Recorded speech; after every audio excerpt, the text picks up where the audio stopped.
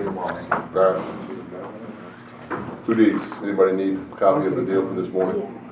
Same one. Yeah, it's the same one. Is it be faster? Nothing I'm going to comment on. Okay. For my rules, or for our rules and regulations, I can't divulge what people like that do say or stuff, so. But I'm sure y'all can surmise some of that without me having to tell you. I'm a good surmiser.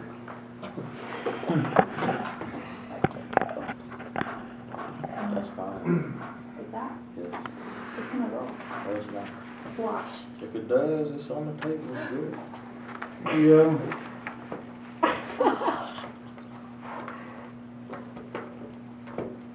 Perfect. There you go. Here, let me put my water out of the way.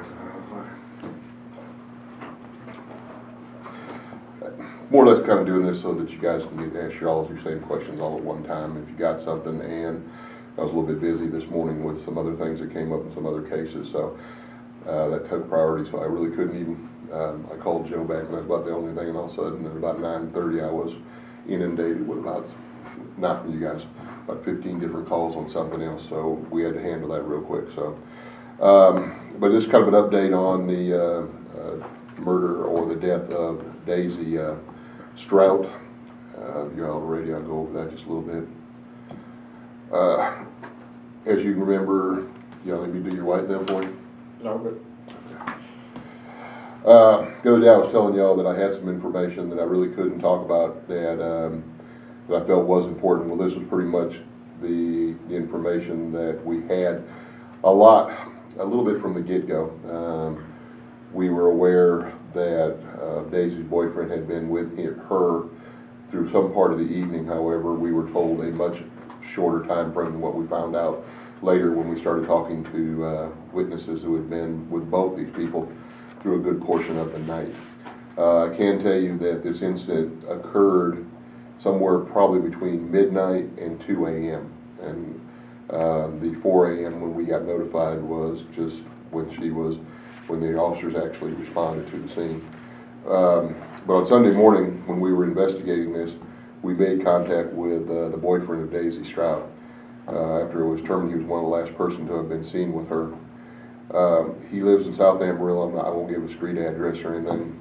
You guys may have something on Facebook. I know some of you guys have seen something like that, but we interviewed him in his home that Sunday morning. We talked with him there. We didn't bring him down here. We collected a little bit of information from him. We were looking also for a vehicle that we knew Daisy was seen driving in, and this was that Chevrolet Avalanche at times. And we had been looking for that, see if we could find it, to see if it had anything to do with it. We found it there at the same address where we were talking to her boyfriend. Due to some of the evidence we saw on her clothing, we felt that the Avalanche may be involved due to the tire tread on the vehicle. And we asked her boyfriend, and who was driving the truck but was not the owner, and the owner, if we could bring the truck down to the police department. We still have that truck, and photograph it, process it, and take, we were going to roll the wheels just like we do with fingerprints, so we could get a pattern from the tires and do one-to-one comparisons. After the remainder of the day, Sunday and Monday, we interviewed witnesses that had contacted us, and ones that were in a bar with both these people on West 6th, who gave us a different time frame as to when they were together. After getting that information, we decided to re-interview Daisy's boyfriend, who is Michael Paul Buse. I think that's how it's pronounced. He's 43 years old. We called him yesterday afternoon. We invited him down to Special Crimes. He came. He drove himself down here. We interviewed him for a short period of time, and after that interview, we made contact with the district attorney, and it was decided to arrest him at that time and charge him with murder. We did receive some information. I can't go into anything that Mr. Buse told us during that interview. It will be, if he told us anything that will be able to be used in his trial, and I don't want to jeopardize him getting a fair trial. After we got done talking with him, we booked him into the Potter County Detention Center on in charge of murder, and we have filed a complaint charging him with murder today through the 47th District Attorney's Office. I believe bond was set at $250,000 on that. We do believe that the Chevrolet Avalanche that we took and still have in custody is the one that Mr. Buse was driving that night. I will tell you that we do know that they were in some kind of verbal argument, and that Daisy exited the truck in the parking lot and was struck by the vehicle at a very slow speed, knocked down and ran over. Preliminary autopsy results did indicate that she died of crushing type blunt force injuries to the head and upper torso of her body. And we're still continuing with the investigation. We have had additional people call us after they have found out that Mr. Buse has been arrested and charged, and are giving us additional information, background, and with evidence that they weren't willing to give until they knew that we made an arrest. I think they were somewhat afraid to divulge that information, which is somewhat normal. They don't want to get involved, and sometimes they feel better after someone's been put in jail. And couldn't divulge some of this information to you at all because didn't want to accuse this man without having a little bit more information, and didn't want him running off until we had a second chance to talk to him, and could get a little bit more information to find out whether what we were told the first day was true or not. So, sorry, but that's my job. What else? The first time you talked with him, he acted as if did he act as if he didn't know? He did. He told us that he was not aware that she had been hurt.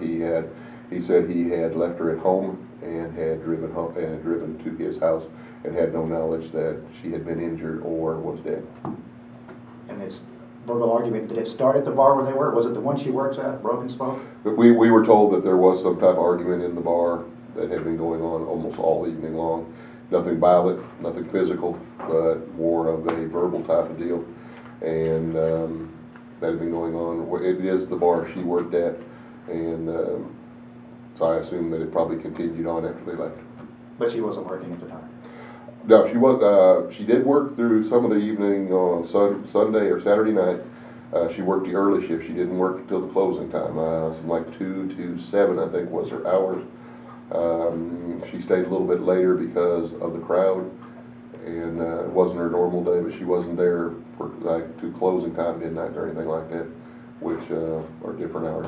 She was working an earlier shift, but stayed to help, and we do know she was in the bar till at least 11:30 before she left there. Where did you interview him the first time? At his home. At his home, okay. We And went out was there. We went out and talked to him. You know, we had very little at the scene. We had very little information. It was just most of a go out and find somebody we knew that he had been with her. All we had was what we could see on Daisy's body. Very little evidence to go on. Once we saw the vehicle and saw some of the tires, we became a little bit suspicious, of course. That's why we wanted to kind of take that truck. However, we were still battling a 4 or 5 hour time difference then, from anywhere from 9 o'clock when we first started till 4 in the morning. And that opened the door for a large amount of people to be involved in this above her boyfriend. And then when we got to where we could narrow that time frame down to a matter of maybe an hour, after talking to witnesses, that brought it back into context that he may be involved. had there been reports of domestic violence between them, do you know? None that we can find, none that I've seen in our records. Friends told me they, like most people do, they had a lot of verbal little stuff that went back and forth. I don't know if he ever whooped up on her or anything like that. Any idea what the argument was about? I do, but I'm not going to talk about that right at the moment. What does he do? I think he has is it a backhoe or a drilling type of business. That one of the things is, and if I remember correctly, what they were telling me, but other than that, I don't know. But he's a business owner. Yeah. Were they engaged? I've heard that they may be, but I'm not 100% sure. That's why I'm going to characterize it as being a boyfriend. I'm not sure that whether they were formally engaged or what. Did he confess? I'm sorry, you know I ask every time. And I'll say the same thing. Thanks for asking, but I won't go and say one way or the other. I'll just say we interviewed him, and after that interview, we arrested him. And I can't go into any comments as to what he may or may not have told us during that, just because it's our rules. Because the second interview gave you a strong indication? Let's just say after we interviewed him, I was confident that we needed to arrest him. Awesome. You were saying he doesn't own the truck. He, when we interviewed him the first day, he told us that it belonged to another family member. We talked to that family member and received consent from both Mr. Buse and that family member. We were told later that the truck belongs to Mr. Buse. However, I'm not exactly 100% sure who it belongs to, because I believe it's in the process of being bought by someone, and it may be one of his family members. So I think I've covered all the bases as to having it legally and processing it legally, but I'm not 100% sure who is the owner, but he claimed ownership of it yesterday, that it was his truck. So I don't know. The other day it was another family member's truck. So we got consent for both members. So he's given us consent, Mr. Buse did, and the other family member. What other suspicious details about the truck besides the tire tread and design that you found suspicious? When we were digging through that, we know that that truck was the one he was driving that night, and had been when they left, and we could put her in that truck after they left the bar. So that gave us some suspicion there. And then, like I say, when we saw the tire, some of the tire imprints that were on Daisy, then and I'm gonna tell you, from my eye, looked the same as what I've seen now with the tire impressions on the truck itself. I didn't go out there that morning and see that truck. Sent one of the investigators and one of the CSI over there, when they told me that it looked similar, and what I've seen, some of the stuff that pictures at the autopsy, even more so.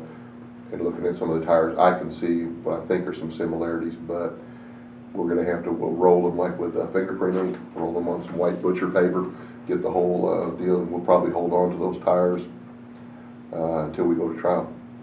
I don't know if we'll have to hold on to the truck. We may have to hold on to the truck. So we may be inconvenienced or something, but the least thing is we're probably going to have to keep the tires, so whatever comes to get it at some point, we'll either have to bring some tires or a flatbed vehicle to haul it off. Where is her daughter? We don't. She is with a family member. We do know where she's at, and she's safe and everything. And we have made a report with CPS because we're required to because now with mom being dead, dad being a suspect, that who's going to have to take long-term care of the child. But we do know where the child is. We have spoke to that person, and the child is safe. How many days is mom? I believe it's 3. And we'll let CPS determine what they want to do from that point on. And he was booked into Potter County last night? Yes, he was. Around 7 o'clock. At the same time, y'all were calling. The police department wanted to know why it's on Facebook. God, I'm glad they couldn't get back to you on that. Sorry.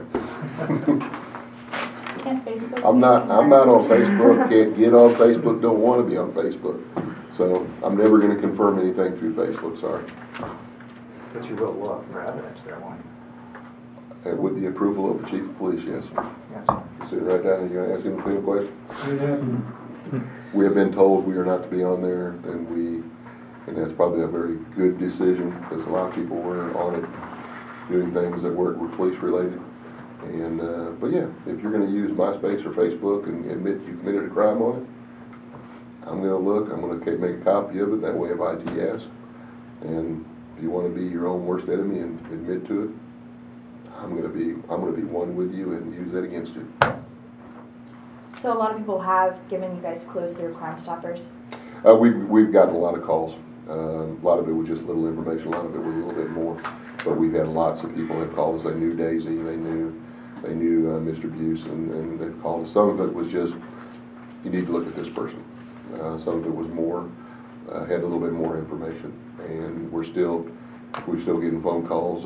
Matter of fact, there was one about 30 minutes ago before I came up here saying we need to talk to this person.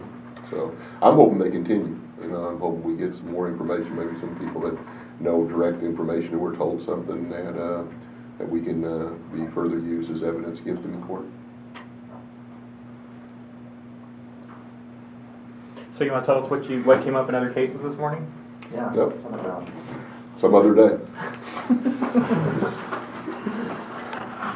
Take my word for it, you know. Hell, I'm always talking to you guys, so it's like, if it's important, I'll let you know.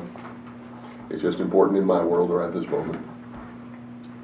It's not any breaking information on any case. It was like an hour and a half of something I had to track down that I could have used my time better on.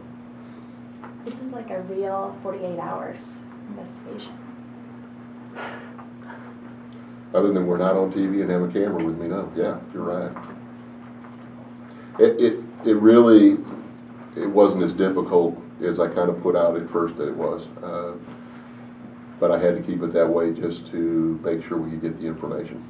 And that if you guys put out something that somebody would run off and hide or something, that would have made it more difficult to maybe close it out. And not so much wasn't using everything I told you was the truth. It just wasn't telling you everything I had. Was the use of flight risk?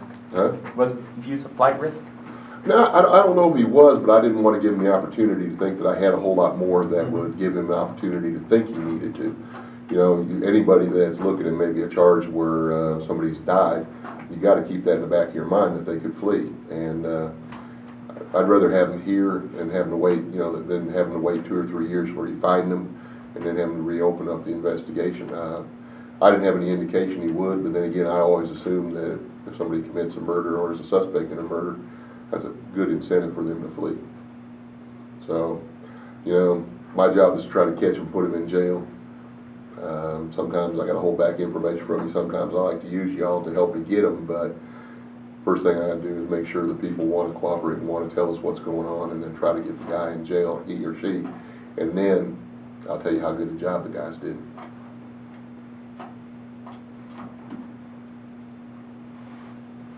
What else? Can we start over? Yes, I'll be happy to have you and your late response team. I'll do it again. Be sure and get